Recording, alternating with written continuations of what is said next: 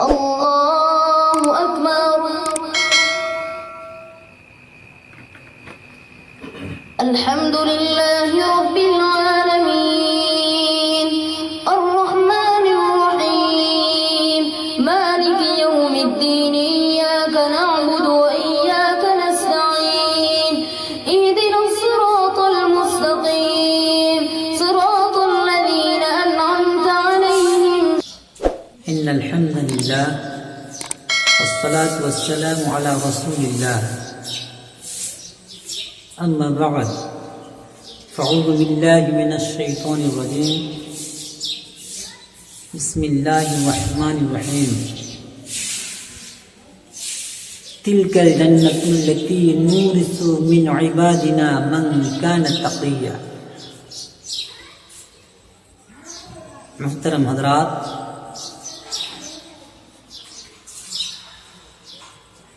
ابھی میں نے آپ حضرات کے سامنے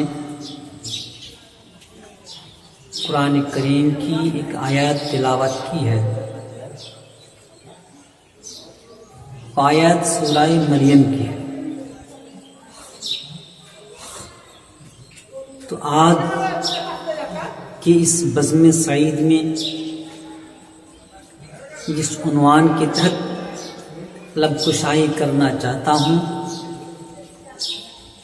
وہ ہے رمضان کا مہینہ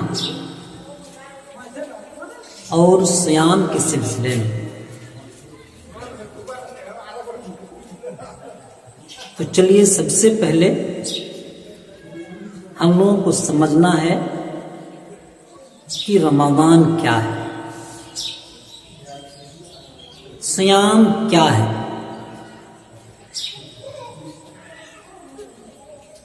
آپ لوگوں کو بتاتے چلوں،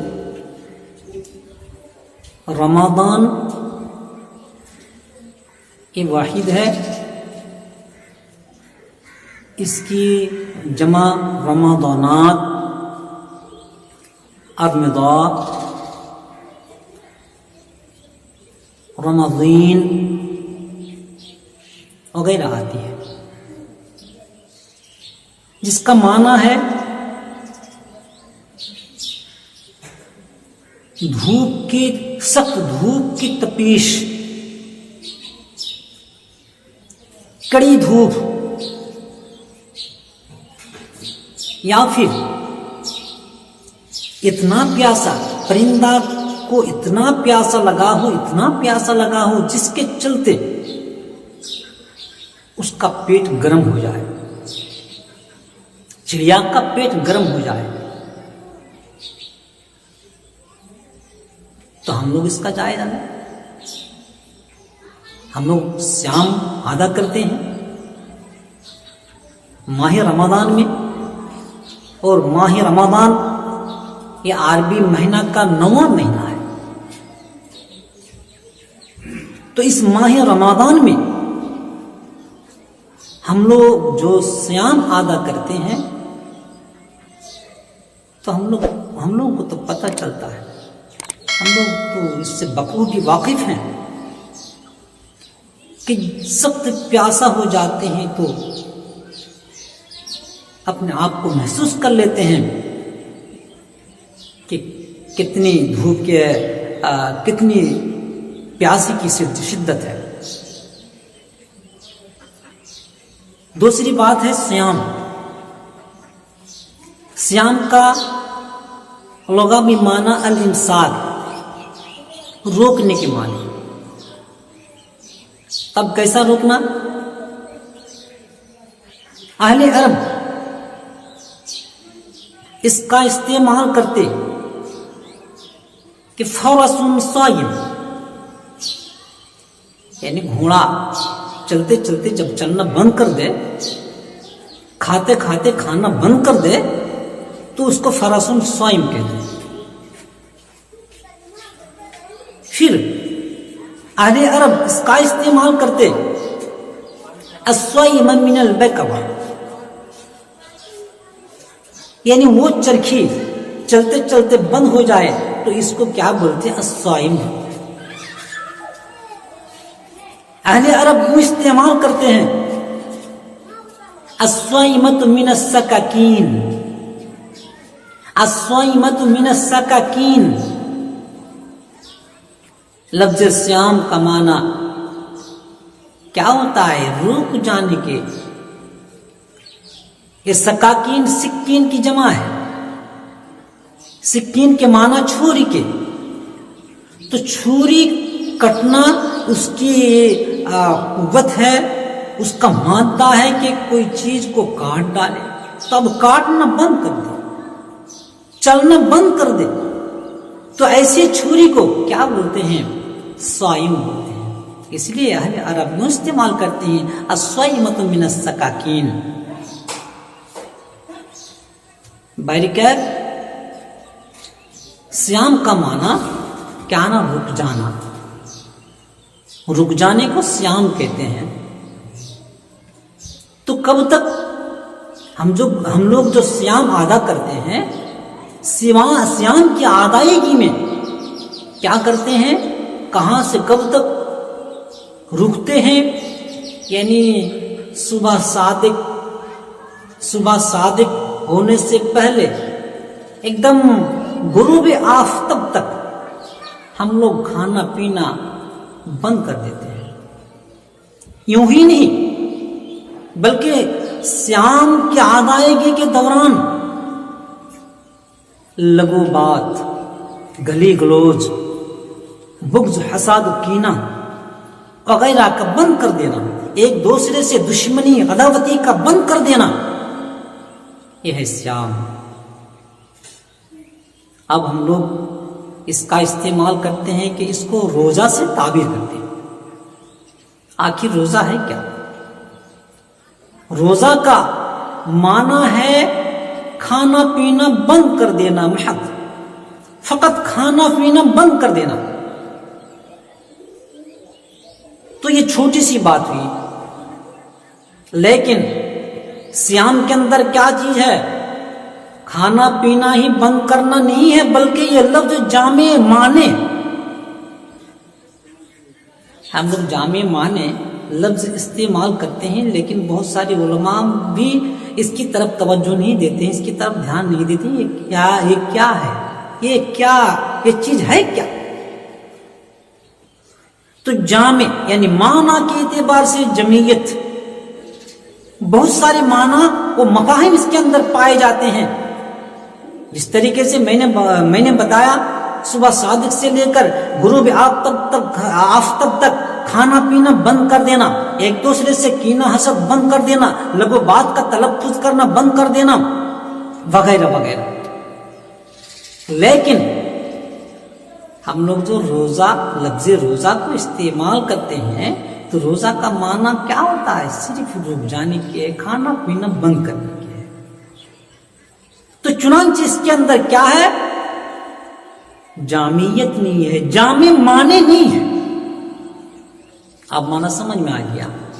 یعنی جامع معنی کے اعتبار سے جامعیت، اور معنی یعنی معنی اس میں فاعل کا صیغہ ہے روکنے والا. یعنی جو جامع ہے، جامع سے کیا ہے؟ غیر جامع سے رکا ہوا ہے، روکنے والا ہے. تو صیام کا معنی کیا؟ الصائمۃ من السکاکین. اہل عرب چنانچہ استعمال کرتے ہیں کہ وہ چھری چلتے چلتے چھری کا اس کے اندر جو مادہ ہے کہ کٹے لیکن کاٹنا بند کر دے، تو اس کو کیا بولتے ہیں؟ الصائمہ بولتے ہیں. فرسن صائم بولتے ہیں. وہ گھوڑا چلتے چلتے چلنا بند کر دے تو اس کو فرسن صائم کہتے ہیں. محترم حضرات، تو صیام یہ بہت ہی اہم چیز ہے، بہت ہی مہتوپورن چیز ہے. چنانچہ اللہ عز و جل قرآن مجید فرقان حمید کے اندر فرماتے ہیں تلک الجنۃ التی نورث من عبادنا من کان تقیا. وہ جنت، کون سی جنت؟ جس کی چوڑائی لمبائی آسمان اور زمین کے اندر جتنا فاصلہ ہے، جتنی چوڑائی، وہ جنت جو بالکل ناز و نعمت سے بھرپور ہے، وہ جنت، جس جنت کی خوشبو اگر کوئی سواری پر بیٹھ کر چلنے لگے، چلتے چلتے 100 سال بیت دے، پھر بھی وہاں تک اس کی خوشبو ان کو ملتی رہے گی، ایسی جنت۔ اللہ کہتے ہیں کہ او جنت، یعنی ایسی جنت کا ہم حقدار بنائیں گے، ایسی جنت کا ہم وارث بنائیں گے، ایسی جنت کا ہم مالک بنائیں گے۔ کن کو؟ من عبادنا، ہمارے ان مخلص بندوں کو، من کان تقیا، جس کے اندر تقوی کی طہارت ہے، تقوی کا مادہ ہے، تقوی کی زینت ہے، تقوی کی زینت سے آراستہ پیراستہ ہوا ہے۔ تو ایسی شخصیت کو، ایسی فردیت کو ہم کیا کریں گے؟ جنت کا وارث بنائیں گے، یہ لوگ جنت میں جائیں گے۔ آخر تقوی ہے کیا؟ تقوی کے معنی بچنے کے، تقوی کا معنی خوف کے۔ اب تقوی کا 2 معنی ہوا، تقوی کا معنی خوف کرنا، ڈرنا، تقوی کا معنی بچنا، پرہیز کرنا۔ چنانچہ ہم لوگ شادی بیاہ وغیرہ میں جاتے ہیں، اور جانے کے بعد ہم لوگ کھانے بیٹھتے ہیں تو ہم لوگ کو کھانا دیا جاتا ہے۔ اب گوشت والا وہ گھومتے رہتا ہے دینے کے لیے، تو کوئی کہتا ہے، وہ ہاتھ کو ایسے آگے بڑھا دیتا ہے اور کہتا ہے کہ نہیں، تو دوسرا کیا بولتا ہے، ارے چلو یہاں دیکھو پرہیزی ہے، یہاں پرہیزی ہے۔ ہم لوگ فارسی لفظ استعمال کرتے ہیں، پرہیزگار یعنی بچنے والا، تو پرہیزی ہے ہم لوگ بولتے ہیں۔ تو آخر وہ پرہیز کرتا ہے کیوں؟ کس لیے؟ کس غرض سے؟ اسی غرض سے کہ اگر ہم اس گوشت کو کھا لیں تو ہمارے اندر جو بیماری ہے وہ بیماری بڑھتی جائے گی، اور بڑھتے بڑھتے نہ جانے کہ یہ بیماری ہمارے لیے مرنے کا سبب بن جائے۔ چنانچہ کیا پتہ چلا؟ کہتے ہیں پرہیز ہی تو کیا میں نے بتایا، لعلکم تتقون۔ اللہ عز و جل کہتے ہیں کہ شاید کہ تمہارے اندر کیا ہو، تقوی کی طہارت پیدا ہو، تقوی آ جائے، تقوی کا مادہ آ جائے، تقوی کی قوت آ جائے۔ تلک الجنت التی نورث من عبادنا من کان تقیا، جنت کو ہم اسی لوگوں کو کیا بنائیں گے؟ بٹھائیں گے، حقدار بنائیں گے، جنت کا وارث بنائیں گے، جن کے اندر تقوی کا مادہ ہو۔ تو تقوی کا معنی خوف کھانا، ڈرنا، پرہیز کرنا۔ تو وہ بچتے ہیں کسی لیے کہ ہماری بیماری بڑھ جائے گی۔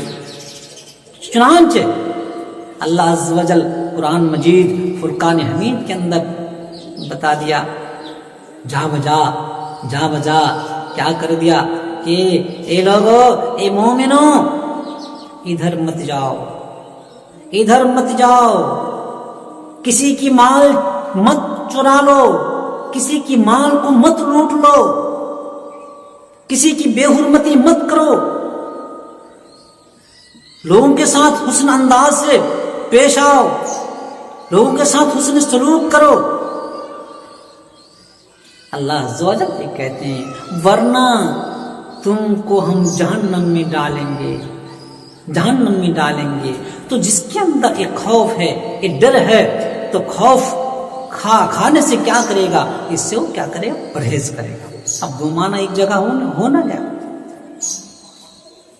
اگر ہم ایسا کریں گے تو ہم جہنم میں جائیں گے، تو جہنم میں جانے کا جو سبب ہے، سبب کو وہ کیا کر دے گا؟ چھوڑ دے گا، اس سے پرہیز کرے گا، اس سے کنارہ کش ہو جائے گا۔ اور جب کنارہ کش ہو جائے گا تو جہنم میں نہیں جائے گا، ظاہر سی بات ہے، وہ کہاں جائے گا؟ جنت میں جائے گا۔ چنانچہ اللہ عز و جل فرقان حمید کے اندر بتا رہے ہیں کہ تلک الجنت التی نورث من عبادنا من کان تقیا، وہ جنت جس کو بہترین پھول پھروٹ سے اور عمدہ عمدہ چیزوں سے آرستہ پیرستہ کیا گیا ہے، وہ جنت کا مالک اور جنت کا وارث ہم بنائیں گے، جس کے اندر تقویٰ کی طہارت ہو، تقویٰ کا مادہ پایا جاتا ہو، تقویٰ کا مادہ ہو، اس کو ہم جنت کا وارث بنائیں گے۔ محترم حضرات، ذرا غور کرنے کی بات ہے، یہ رمضان کا مہینہ یوں نہیں آیا تو کیا ہوتا ہے اس سے کہ ہمارا چہرہ جو جھلس جاتا ہے، سخت گرمی کا معنی پایا جاتا ہے، تو ہماری نیکی کیا ہو جائے گی؟ جھلس جائے گی، جل کے راکھ ہو جائے گی۔ اب اس کو دیکھتے ہوئے اللہ عز و جل ہم کو جنت نصیب فرمائیں گے۔ چنانچہ اللہ عز و جل فرما رہے ہیں، اللہ کے نبی صلی اللہ علیہ وسلم نے فرمایا الصوم جنہ، صیام کیا ہے؟ یہ ڈھال ہے۔ اب ڈھال سے کیا کرتے ہیں؟ کوئی اگر آپ کا آمنا سامنا ہو جائے اور آپ کو تلوار کی وار کرے، ڈھال کو سامنے کھڑا کر دیے، تلوار کی وار آپ پر نہیں آئے گی۔ کوئی آپ پر بندوق کی گولی کا نشانہ کرے، بندوق کی گولی آپ کو مارنے کی کوشش کرے، ڈھال کو سامنے کھڑا کر دیجئے، بندوق کی گولی سے آپ محفوظ رہیں گے، بندوق کی گولی آپ کو نہیں لگے گی۔ تو اللہ کے نبی صلی اللہ علیہ وسلم نے بتایا الصیام جنہ، روزے ڈھال ہے، ڈھال یہ جہنم کے بیچ کھڑا کر دیا جائے گا۔ آپ کیا جہنم جانے سے بچ جائیں گے؟ تو جہنم جانے سے بچ جائیں گے مطلب کیا جنت میں جائیں گے۔ رمضان کا مہینہ، صیام بہت فائدے کی چیز ہے اور بہت گرتپورن چیز ہے، بہت مہم چیز ہے۔ محترم سامعین، چنانچہ اللہ کے نبی صلی اللہ علیہ وسلم نے بیان فرمایا کہ ہم اگر اس کی ادائیگی بڑھیا سے کریں گے، اچھائی کے ساتھ کریں گے، تو اللہ کے نبی صلی اللہ علیہ وسلم نے بیان فرمایا للصائم فرحتان، فرحۃ عند فطرہ و فرحۃ عند لقاء ربہ۔ روزے دار کے لیے، صیام کی ادائیگی کرنے والے کے لیے دو خوشیاں ہیں۔